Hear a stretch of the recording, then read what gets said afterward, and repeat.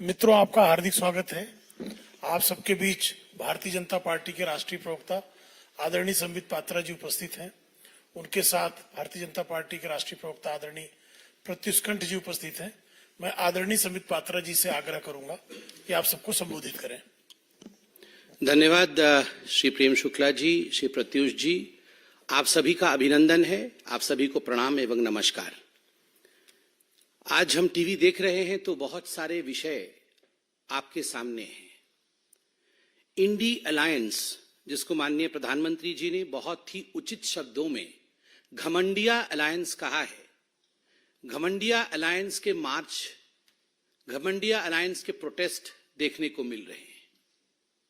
जहां तक घमंडिया अलायंस का सवाल है, जहां तक इंडी अलायंस का सवाल है, उनको जोड़ने वाला जो फेविकॉल है वो दो है।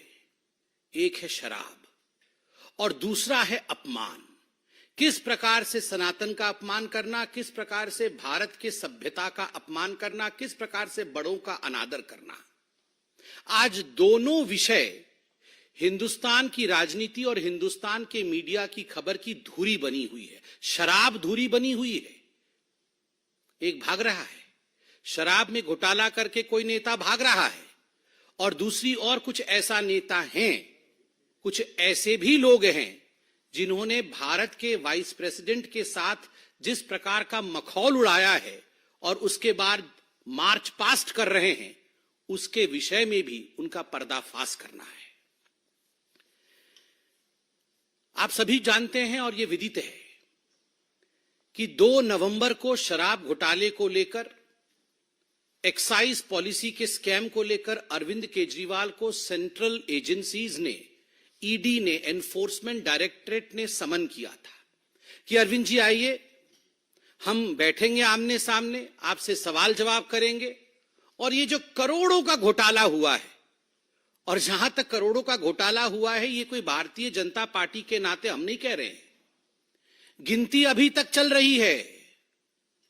2 घोटाले हमने देखे हैं हाल फिलहाल में। मैंने क्यों कहा कि इंडी अलायंस को जोड़ने वाला फेविकॉल शराब है। शराब का पैसा अलमारी दर अलमारी 3 दिसंबर को मतगणना चल रही थी और नोट की गिनती भी चल रही थी। 350 करोड़ से अधिक की नोट की गिनती हुई थी और वो शराब का पैसा था। कांग्रेस के एक सांसद धीरज साहू जी के घर से निकला था। वहां तो गिनती सीमित हुई कि 350 से अधिक करोड़ रुपए उसके अंदर है। और जहां तक केजरीवाल जी के शराब का हिसाब किताब है, अभी तक गिनती चल रही है। सुप्रीम कोर्ट ने मनीष सिसोदिया के बेल के समय, रिजेक्ट करने के समय बड़े स्पष्ट शब्दों में कहा था कि there is an established money trail. Money trail है और एस्टैब्लिश्ड है, ये देश के सर्वोत्तम न्यायालय ने कहा। फिर भी आप अरविंद केजरीवाल जी की बेशर्मी को देखिए, आज भी भाग गए। 2 नवंबर को भागे थे, आज भी भाग गए। 2 नवंबर को जब उन्हें बुलाया गया था तो एक चिट्ठी अरविंद केजरीवाल जी ने लिखा था। वो चिट्ठी आप सबने देखा भी। ये चिट्ठी अरविंद केजरीवाल जी ने लिखा था। अरविंद केजरीवाल जी ने उस चिट्ठी में बड़े स्पष्ट रूप से लिखा था, 5वें नंबर पॉइंट पे मैं वो पढ़ना चाहूंगा। As the Chief Minister of the State of NCT of Delhi, I have governance and official commitments for which my presence is required, particularly in view of the Diwali festivities coming up in the second week of November 2023. उनका कहना था, उनका मानना था कि चूंकि मैं एक पद पर हूं, मैं एक मुख्यमंत्री हूं, मेरी कुछ जिम्मेदारी है, मुझे वो जिम्मेदारी निभानी है और इस कारण से दिल्ली में रहना मेरे लिए अनिवार्य है। साथ में एक और पॉइंट भी लिखा था और मैं वो पॉइंट पढ़ूंगा नहीं, लंबा पॉइंट है, मगर उन्होंने कहा था कि मिजोरम, मध्य प्रदेश, छत्तीसगढ़, राजस्थान और तेलंगाना में चुनाव चल रहे हैं और मैं स्टार प्रचारक हूं, तो मुझे तुरंत जाके वहां पर आम आदमी पार्टी को जिताना है। 205 सीटें शायद लड़ी थी और जमानत जब्त सब सीटों में हुई ना। हाँ, कुछ 0.5% वोट ऐसा मिला है, 1% वोट भी नहीं मिला है। इन 5 राज्यों में आम आदमी पार्टी के स्टार प्रचारक, शराब घोटाले के किंगपिन सरगना अरविंद केजरीवाल जी के प्रचार के बावजूद 0.5% या 0.7% वोट मिला है और उस कारण से वो ईडी के सामने 2 नवंबर को प्रस्तुत नहीं हुए और उनका कहना है कि मैं सीएम हूं तो मेरी कुछ जिम्मेदारी है दिल्ली के प्रति, इसलिए मैं अपना रिस्पॉन्सिबिलिटी निभा रहा था।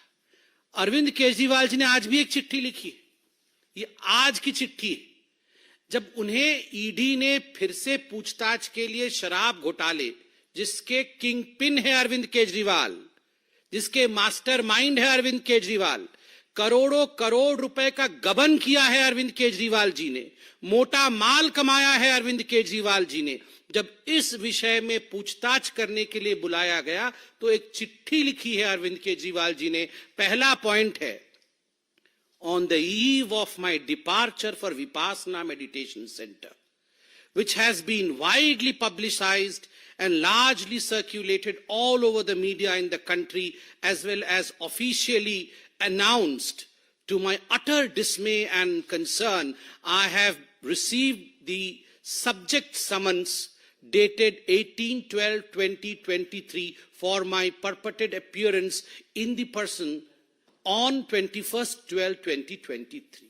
मतलब वो विपासना के लिए जा रहे हैं, इसलिए ईडी की इतनी हिम्मत कि आप मुझे पूछताछ के लिए बुला ले। वाह अरविंद केजरीवाल जी, आप कभी चुनाव के लिए जाएंगे, आप कभी दिवाली मनाएंगे, आज आप विपासना के लिए जाएंगे और इस कारण से आप गवर्नेंस में भाग नहीं लेंगे और आप अपनी रेस्पॉन्सिबिलिटी से भाग नहीं लेंगे, रेस्पॉन्सिबिलिटी से भागेंगे।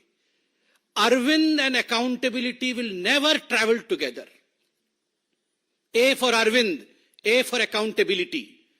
और अरविंद और अकाउंटेबिलिटी कभी भी एक साथ नहीं चल सकते। केजरीवाल एंड कर्तव्य विल नेवर ट्रैवल टुगेदर। कभी भी अपने कर्तव्य का वहन करना, एक जनप्रतिनिधि का कर्तव्य है कि यदि उसने घोटाला किया है और देश की सेंट्रल एजेंसी उसे बुलाती है तो उसे वहां जाना पड़ेगा, प्रश्नों का उत्तर देना पड़ेगा।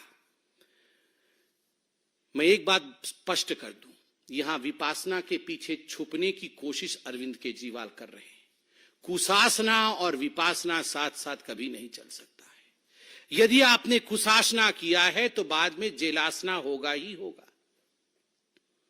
ये जेल आसन के बारे में हम नहीं बता रहे हैं अरविंद केजरीवाल जी, आप ही के 2 मंत्री सौरभ भारद्वाज और अतिशी मरलीना जी ने बड़े स्पष्ट रूप से प्रेस कॉन्फ्रेंस करके कहा कि हमें पता है अरविंद केजरीवाल जी की गिरफ्तारी हो, ओवर कॉन्फिडेंट गिरफ्तारी होगी, जरूर होगी, और एक रेफरेंडम भी कराया कि अगर गिरफ्तारी हो जाएगी तो क्या तिहाड़ से सत्ता चलाया जाएगा या नहीं। ये तो भारतीय जनता पार्टी ने नहीं कहा, ये तो ईडी ने नहीं कहा, ये तो जिसने एफआईआर किया, एफआईआर तो सीबीआई ने किया था, सीबीआई ने भी नहीं कहा कि आपकी गिरफ्तारी कंपल्सरीली होगी। आप लोगों ने प्रेस कॉन्फ्रेंस करके कहा, कॉन्फिडेंटली कहा अवश्य गिरफ्तारी होगी।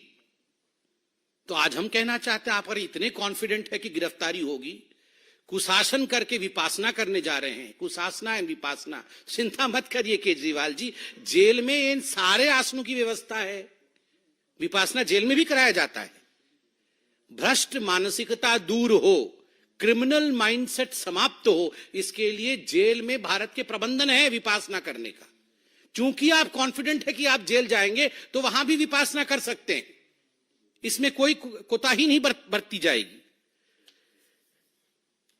मैं बताता हूं क्यों वो ईडी के सामने नहीं जा रहे हैं। मनीष सिसोदिया जी का तो आपने देखा ही है, क्योंकि अभी केजरीवाल जी को लग रहा है कि गियो तो गियो, मनीष तो गियो, सत्येंद्र जैन भी गियो, और तो और संजय जी भी गियो। सबसे इसलिए उपाय यही है कि भागियो भागियो भागियो, क्योंकि अगर वो भी जाएंगे तो गियो, कोई बच नहीं रहा है। आप सोच के देखिए, अरविंद केजरीवाल जी के सामने मनीष सिसोदिया जी का क्या हश्र हुआ है। सूली पे लटकाया अरविंद केजरीवाल जी ने मनीष सिसोदिया जी के हस्ताक्षर करवा करके। वो जानते थे गड़बड़ घोटाला हो रहा है, उनको लग रहा था वो सीएम विदाउट अकाउंटेबिलिटी रहेंगे, उनके हस्ताक्षर कहीं करेंगे नहीं, तो मनीष सिसोदिया अकेले ही सूली पे लटकेंगे। सत्येंद्र जैन भी गियो, मनीष सिसोदिया भी गियो, संजय जी भी गियो, इसलिए ये भागियो, किसी भी कीमत पे मुझे भाग जाना है, मगर कब तक भागियो, कित्थे कित्थे भागियो, कहां कहां भागोगे, कितना होशियार बन के होशियारपुर भागोगे, कहीं भी भागोगे याद रखिए केजरीवाल जी, कानून के हाथ लंबे होते हैं, बहुत लंबे होते हैं। आपने घोटाले किए हैं, आपको पकड़ा जाएगा। मुझे बड़ा आश्चर्य होता है, ये केजरीवाल जी की जो चिट्ठी थी पिछली बारी वाली, उस समय तो हमारे पत्रकार बंधुओं ने भी बहुत ही शिद्दत से हमसे पूछा था कि नहीं नहीं वो आज मध्य प्रदेश में जा रहे हैं, उनकी वहां रोड शो है तो अच्छा परफॉर्मेंस करेंगे। नोटा से भी खोटा निकला है उनका परफॉर्मेंस, नोटा से भी खोटा वो परफॉर्मेंस रहा है पांचों राज्यों में आम आदमी पार्टी का। इसलिए ये बहाने देके भागने का काम अरविंद केजरीवाल और आम आदमी पार्टी छोड़ दे। सत्ता शराब इंडी अलायंस का मौसम खराब, सत्ता शराब इंडी अलायंस का मौसम खराब, तभी इधर उधर भाग रहे हैं आली जनाब। वो सब जानते हैं कि जो सत्ता की चाहत में शराब की घोटाला किया था उन्होंने, और जो इंडी अलायंस के सहारे सत्ता में प्रधानमंत्री बनने के सपने केजरीवाल जी देख रहे थे, अब वो सारा मौसम बिगड़ गया है। इस कारण से इधर उधर भाग रहे हैं। सत्ता शराब इंडी अलायंस का मौसम खराब, तभी इधर उधर भाग रहे हैं आली जनाब। ये तो था एक फेविकॉल का जोड़ शराब का और अरविंद केजरीवाल जी की भागने की कहानी। मगर बड़े दुख के साथ मुझे कहना पड़ रहा है कि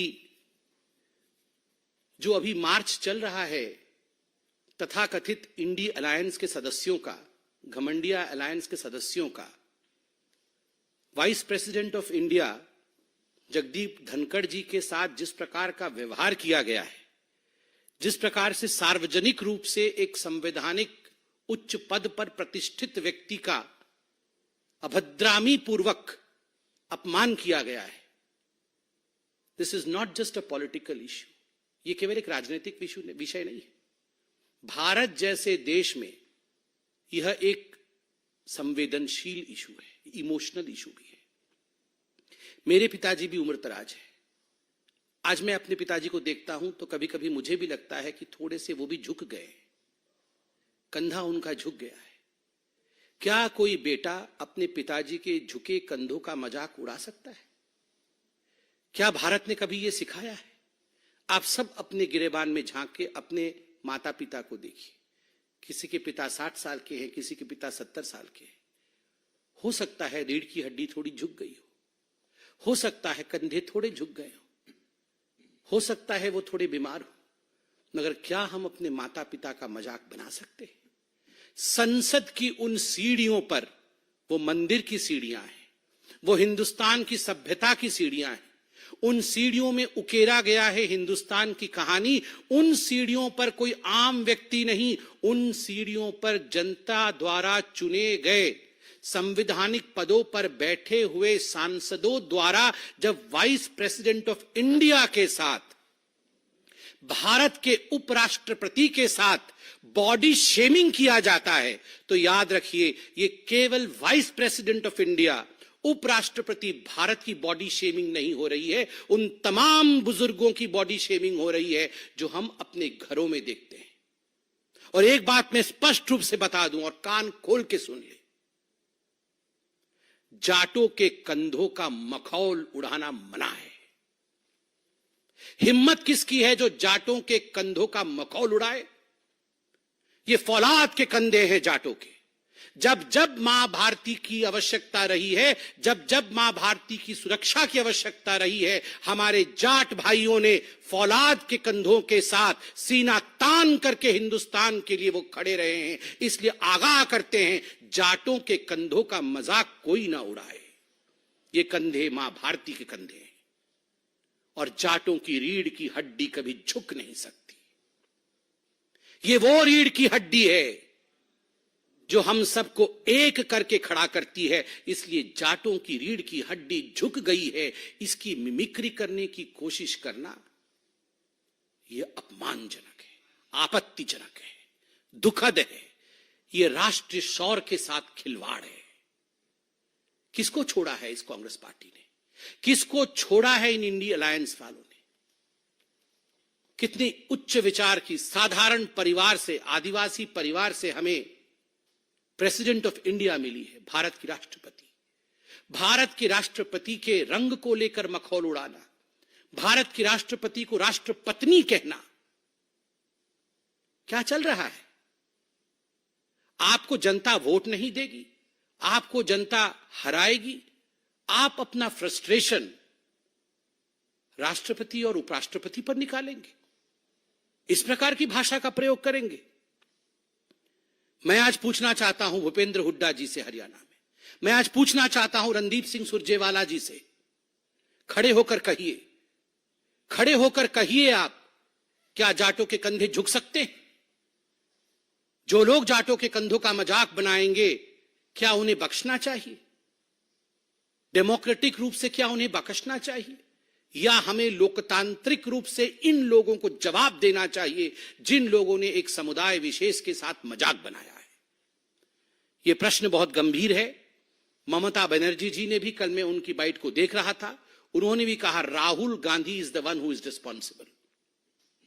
राहुल गांधी जिस प्रकार से उन्होंने व्यवहार किया है, केवल रिकॉर्डिंग नहीं की है, वो केवल एक म्यूट स्पेक्टेटर और केवल फोन पे रिकॉर्ड कर रहे थे, ऐसा नहीं है। उन्होंने इंटरैक्ट भी किया है और कहा भी है उंगली उठाकर कि I am a Lok Sabha member. It was a theatrics which was planned. यह एक पूरा का पूरा विषय ऐसा था जो प्लान्ड तरीके से, सुनियोजित तरीके से एक समुदाय और खास करके एक कॉन्स्टिट्यूशनल पोस्ट पे बैठे व्यक्ति को नीचा दिखाने का प्रयोग किया गया है। यह प्रयोग कभी भी सफल नहीं होगा। हिंदुस्तान की जनता सभ्यता और संस्कार में विश्वास रखती है। जवाब लोकतांत्रिक तरीके से हिंदुस्तान की जनता देगी। धन्यवाद। कोई प्रश्न हो तो अवश्य पूछे।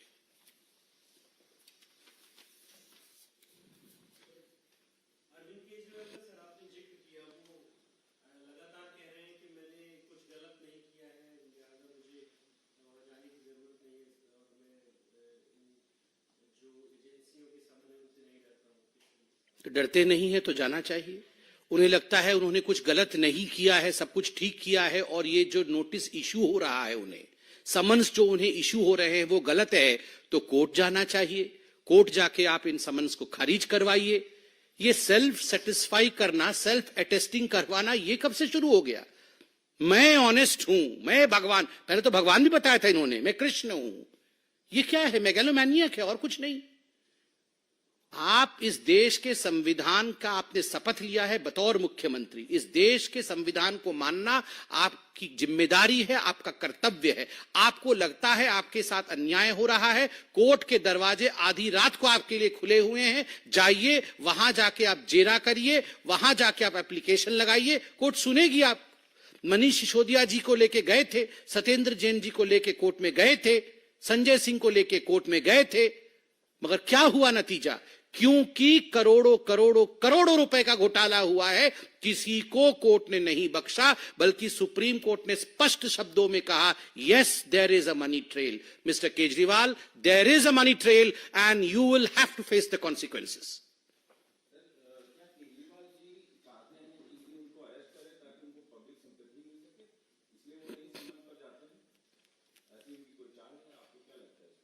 कोई चाल नहीं है, वो भाग रहे हैं। कल तो मैं वो शॉट देख रहा था, घर से निकलकर कैसे भागे वो। आप लोग बाहर खड़े थे, वो किसी को देखे नहीं, तुरंत भाग गए। अरे कोई सिंपत्ति नहीं। कौन सा मनीष सिसोदिया को सिंपत्ति मिला? संजय सिंह जी का कौन सा सिंपत्ति मिला है? सत्येंद्र जैन जी को कौन सा सिंपत्ति मिला है? ये देश की जनता है। अगर देश की जनता की गाढ़ी कमाई में से आप खोट करेंगे, आप भ्रष्टाचार करेंगे, तो देश की जनता सिंपत्ति नहीं देने वाली है। सिंपत्ति अगर देती देश की जनता तो 0.5% वोट नहीं मिलता 5 राज्यों में। 5 राज्य 0.5% वोट, नोटा से भी खोटा।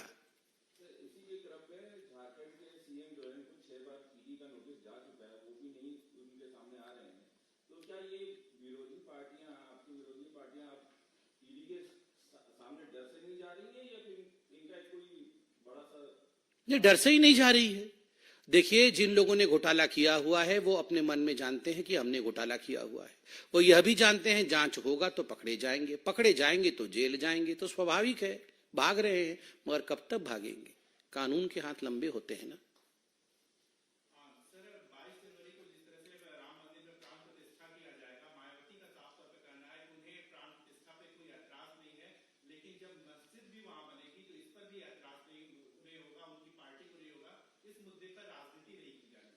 देखिए, मैं इस विषय पे कोई कमेंट नहीं करूंगा क्योंकि ये न्यास का कार्यक्रम है। भारतीय जनता पार्टी इसको आयोजन नहीं कर रही है। चूंकि ये हमारे पॉलिटिकल पार्टी का कार्यक्रम नहीं है, पार्टी के प्रवक्ता के नाते मैं इस पर कोई टिप्पणी नहीं कर सकता। ऐश्वर्या जी।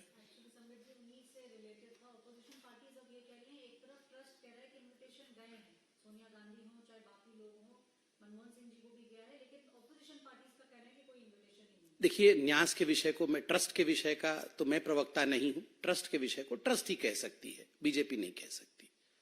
धन्यवाद।